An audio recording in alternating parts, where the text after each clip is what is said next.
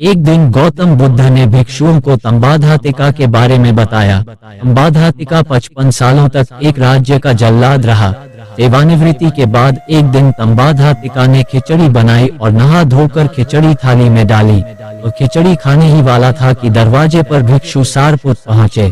सारपुत ध्यान से उठे ही थे और उन्हें जोरों की भूख लगी थी। तंबाधातिका ने सोचा कि जीवन भर उसने हत्याएं की हैं, आज पुण्य का मौका हाथ लगा है।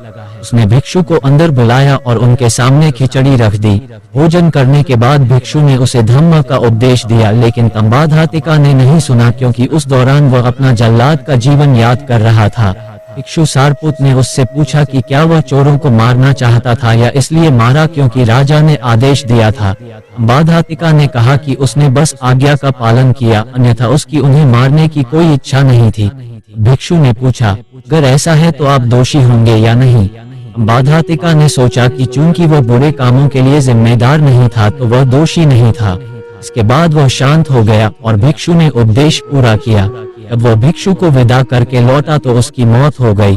बुद्ध ने भिक्षुओं को बताया कि इस तरह से तंबाधातिका को मोक्ष प्राप्त हुआ।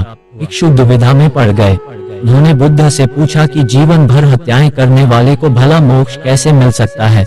बुद्ध मुस्कुराए और बोले, तंबाधातिका ने अंत समय में ज्ञान प्राप्त कर लिया था। भिक्षु सारपुत ने उनके पूरे जीवन में पहली बार ज्ञान के शब्द कहे, जिससे उन्होंने समझ लिया था कि ज्ञान ही तो मोक्ष है।